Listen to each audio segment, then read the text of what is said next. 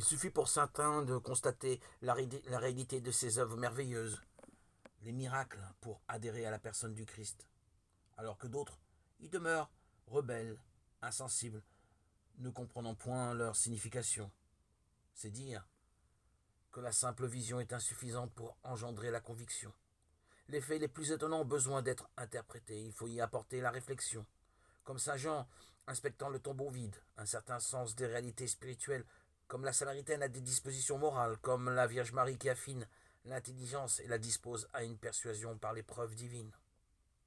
C'est alors que les yeux du cœur, plus vifs que les yeux de la chair, voient la gloire de Dieu, manifestée en Jésus-Christ.